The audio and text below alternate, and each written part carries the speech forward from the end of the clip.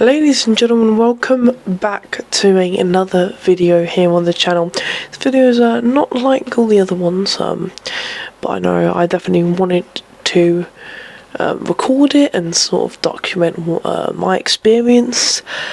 Today I'm going to be talking about all of the issues resolving around Bludfest, which is Youngblood's first ever festival. He headlined it.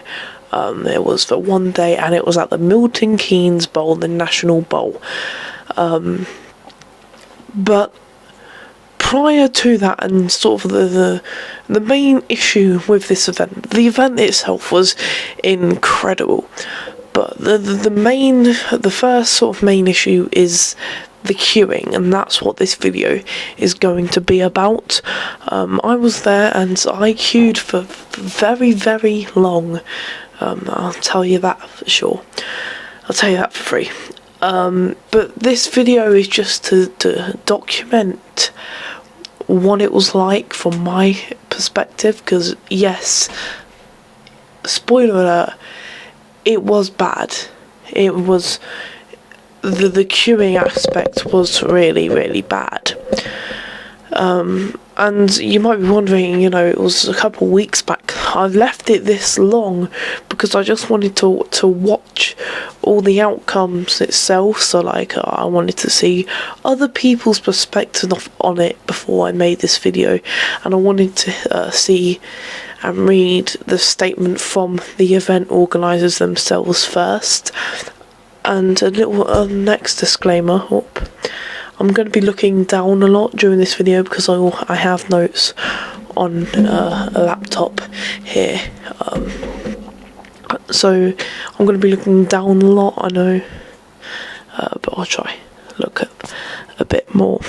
But I firstly got to the queue at around 12:30, and the queue which I was at was the path that sort of leaded to the Milton Keynes train station. So I walked along that path. I'll try put up a couple pictures. I walked along that path and eventually caught up with this queue. At the time, bearing in mind the gates only opened at 1, and we got there around 12:30. There was already a massive queue, and at the point there I didn't really realise that the queue I was actually standing in was sort of like a secondary queue to the actual main waiting area. I don't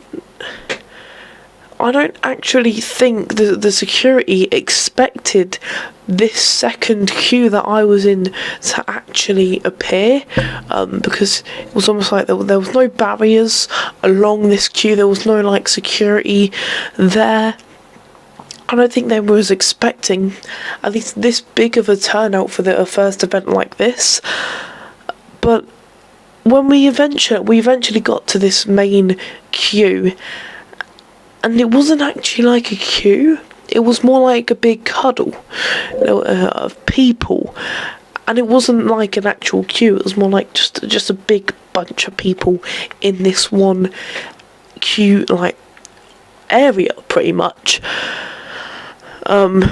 Everyone was standing really, really close to each other. I mean, literally, we were shoulder to shoulder. The time at this point was around 1:40, and I just want to quickly say the first act was at 1:45, which it was clear that we weren't going to make it. We were at like sort of you could say the first sort of people in the queue, and even then we weren't going to make that first act. There was people way on behind us that probably would have have to wait another 2-3 hours in the queue. We were very fortunate enough that we got there pretty early in the day compared to other people. We were going to leave at 1:30. That would get us there around 2 o'clock, because we thought it wasn't going to be that big, and you know, clearly the security thought it wasn't going to be that big either. We were near the front, and the heat was unbearable. Considering we were there shoulder to shoulder. The heat, the heat was bad.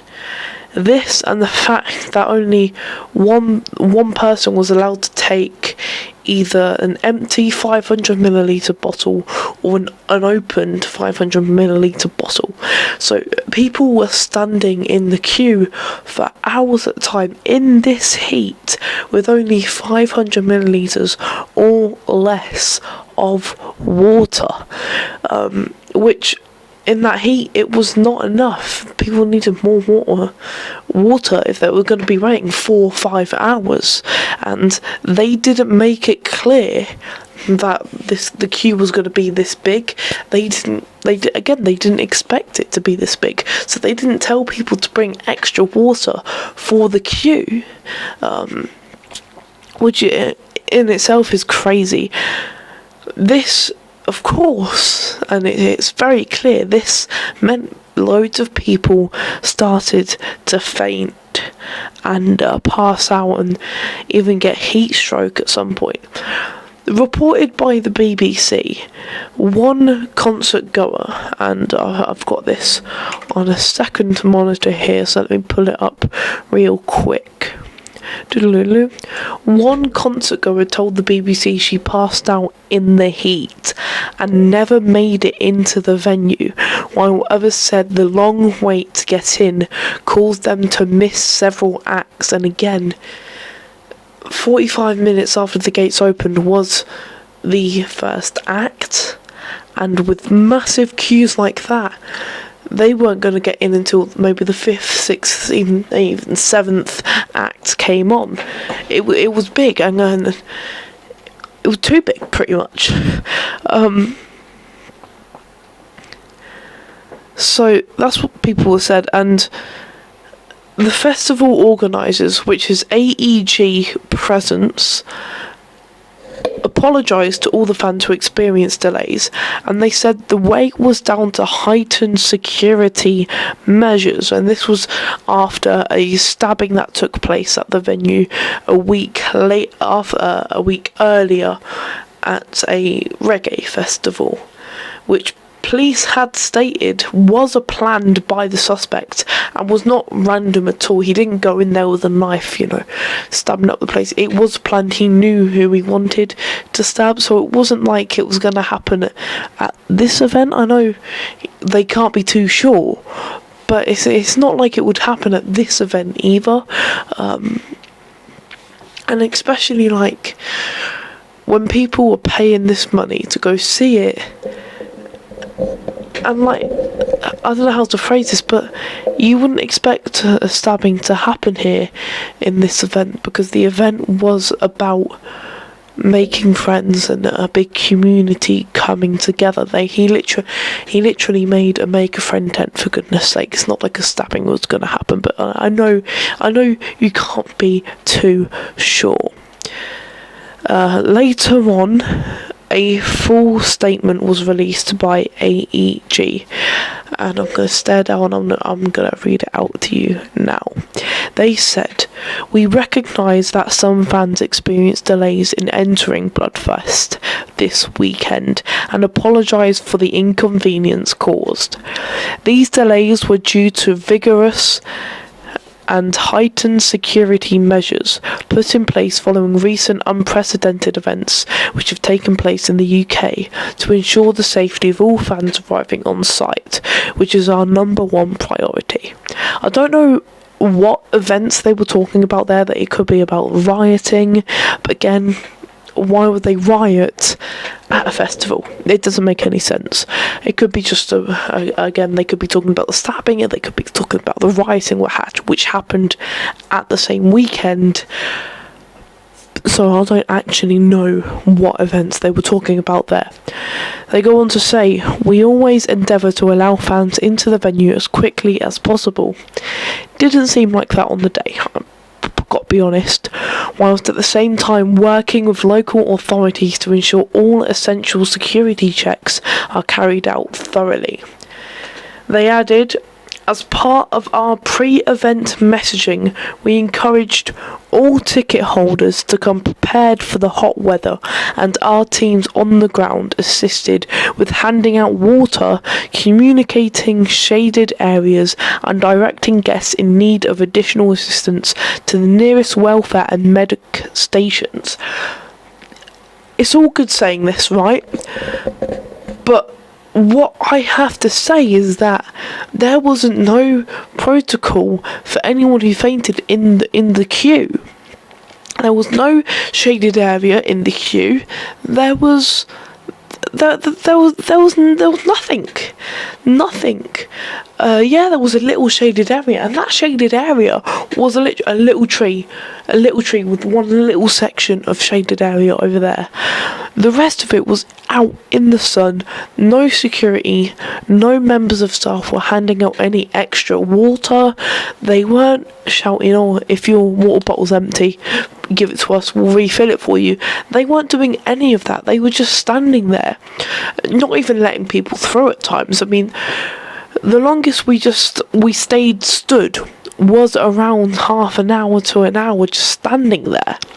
So, you know, they weren't handing out water in the queue, but inside they was. And anyway, even if you were in like the pit, they only handed out water to the front couple of rows. We were standing a couple rows back.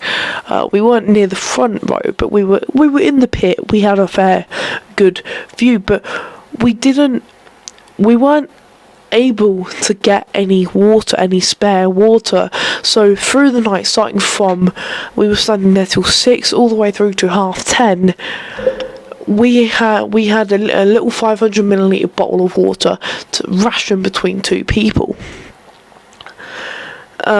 They then go on to say, upon the local authorities and security giving us the relevant permissions, we also opened additional gates and entrances. Did you? We have taken on board all the feedback received and will make every endeavour to ensure appropriate changes are implemented in the future. And I really hope they do, because I'm sure they don't want this, we don't want this as the fans. It was the event that happened there with the queuing was really, really bad. No one liked it. I'm sure the staff didn't like it there. The heat was unbearable, as I said. So they best change it.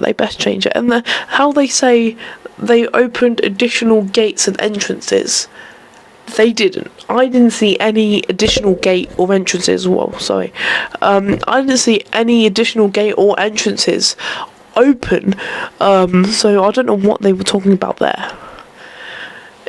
If you're wondering that, then now that's the end of the statement. If you're wondering, I did eventually get into the event at around 3:30, which for other people it was much worse waiting in line, as I said prior, but from being there at 12:30, going all the way 3 hours until 3:30 until we actually got into the venue, I find that really terrible. I really do. And they should have they should have expected this, more people to come as they expect, more people than expected to come. They had the numbers there, so I don't know why they didn't make changes on the day. Like, again, I think it was just poorly put together. To close the video, though, we've been going for around 14 minutes. To close the video, I just want to say that the rest of the festival was not like the beginning. The rest of the festival was amazing.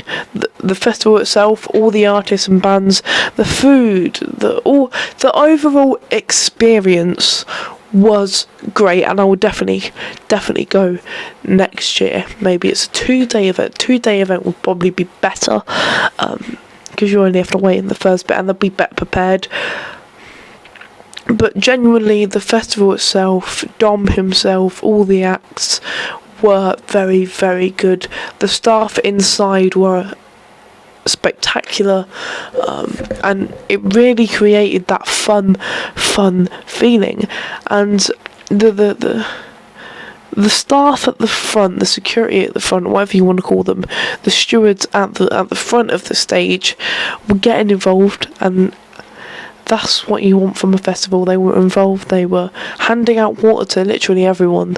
They were they were at the front, hyping up the crowd. The staff were amazing. So the one thing that stuck out from this event and the news surrounding this event is that it was terrible and the queuing was bad. The queuing was the only bad thing of the day. The rest of the day was actually really, really, really good. And that's like how news and media put news like this through. You see it everywhere. For example, theme parks. Recently, a Skegness theme park ride thing shut down and people had to be evacuated off it, but no one was really injured badly. But BBC and media and news articles portrayed it to be this really bad accident that loads of people, are seriously injured, but no one was, and all it was an evacuation off of the flat ride. So that's what news and media does to stories like this. They dramatise it just to get clicks onto their page. But I guess we're going off on a tangent here. That's pretty much it for this video. Again, it's not what it looks like. Like, the whole festival was incredible. Anyway, that's the whole moral of the story. Thank you so much for watching this far into the video. If you've enjoyed, please like the video, subscribe to the channel if you are new, and I will see you in the next one. Goodbye for now.